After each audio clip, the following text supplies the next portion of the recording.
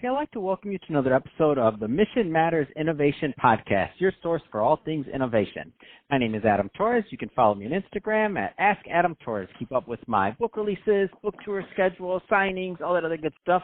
Always love to connect with you there. And as always, if you'd like to apply to become a co-author of one of my upcoming books, just head on over to the website, missionmatters.com, and click on Become an Author to apply.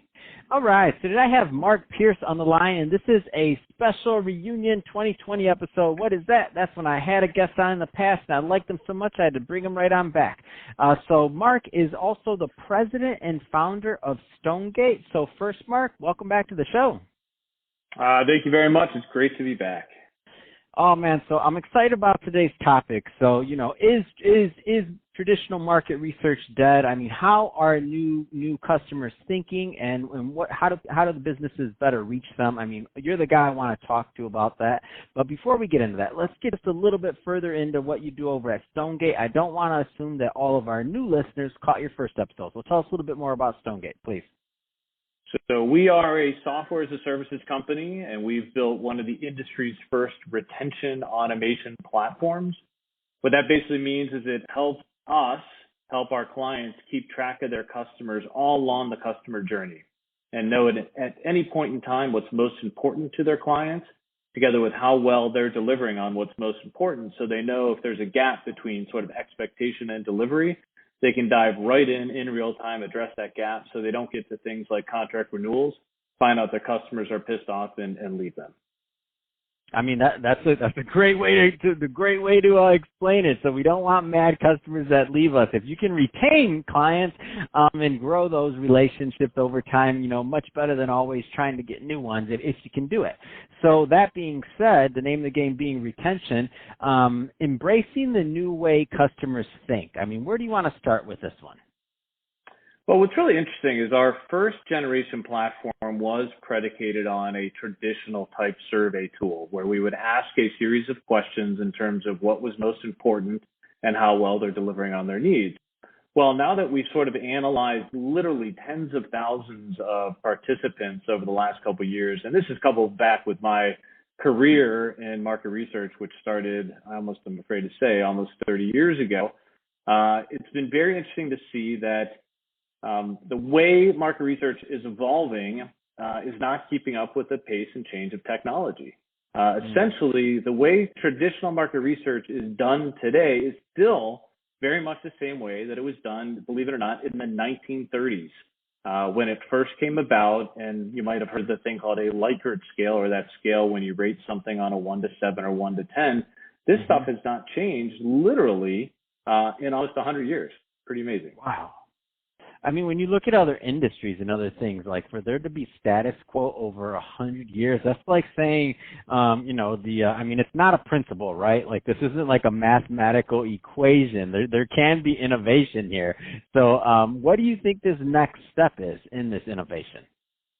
Well, a couple of things kind of led up to it. One is when we looked at people rating a scale of 1 to 7 or 1 to 10, you see a lot of what's called scale bias, where you tend to have certain cultures or whatever that tend to give you 9s and 10s or 5s and 6s.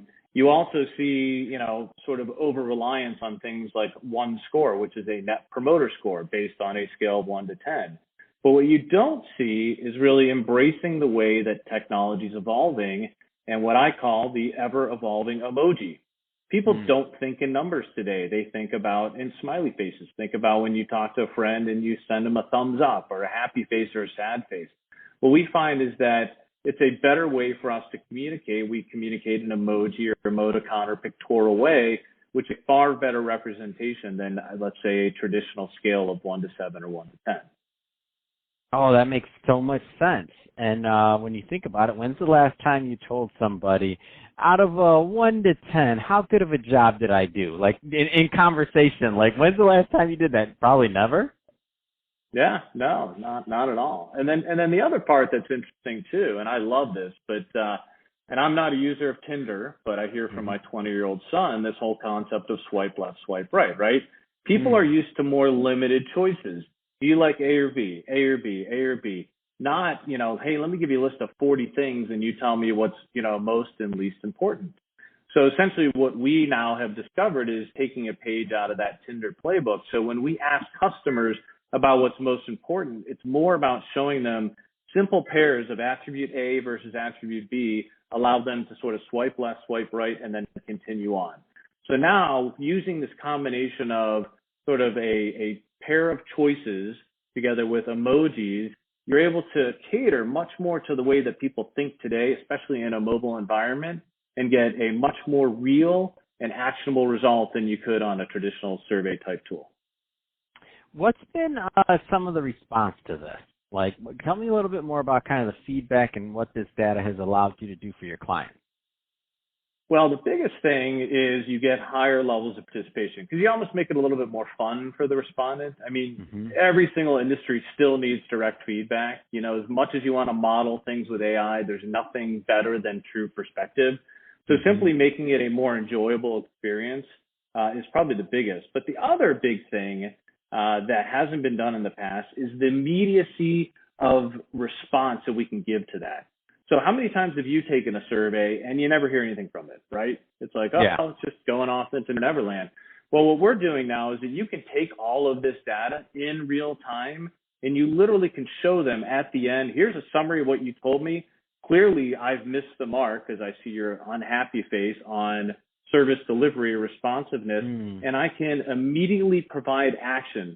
Maybe it's connect you to my calendar. Maybe it's watch a video, something else that gives them immediate response and makes them feel like by giving us their feedback, we are immediately doing something to address what their concerns are. Oh, wow, that makes so much sense. So if it was like an onboarding or something else, or where they gave a point at, then it's like if you take them directly to maybe a calendar scheduler or something else, then they may be like, oh, wow, they really care. Like this wasn't just a waste of my time survey. Like they want to help me with this. So then if you think about loyalty on a client, I mean, I feel like no client expects any company to get everything right 100% of the time, right? Like even the best companies, like we have a level of forgiveness in us, but if we see that a company's really trying to keep our business and earn it and they care, I mean, you're with that client for life. No, that's exactly right. And we say retention is all about simple acknowledgement in the beginning. If you did something wrong, just say you did something wrong, but then do something about it quickly, because the worst thing you can do is not find out and not do anything. So just our suggestion is find out and do something about it and do it right away. Even if it's simply give me some time to figure it out. Most consumers, customers, channels, you name it, everybody's reasonable as long as they've been heard and that they know that there's some sort of action plan you're trying to put into place to address their issue. Man, that's well said. So, Marc, that being said, if somebody's listening to this and they want more information on Stonegate or to connect, I mean, what's the best way for them to reach out? So I would go to our Stamp, so that's the software website, which is just www.stamp.global. So www.stamp.global. Fantastic. Well, Marc, it's been great having you back on this reunion 2020 episode. Excited to get you back on in 2021, see what's going on with Stamp and Stonegate. And to the audience, as always, thank you for tuning in. Hope you got a lot of value out of this. If you did, don't forget to subscribe to the podcast, leave me a review on the Apple iTunes Store. If you're watching this on our YouTube channel, Mission Matters Money, definitely give us a subscribe there, but leave us some comments in the video. I mean, love to know what you're working on, what kind of projects you have going on in your world. So let's take the conversation over to the YouTube community. And Marc, thanks again for coming on the show.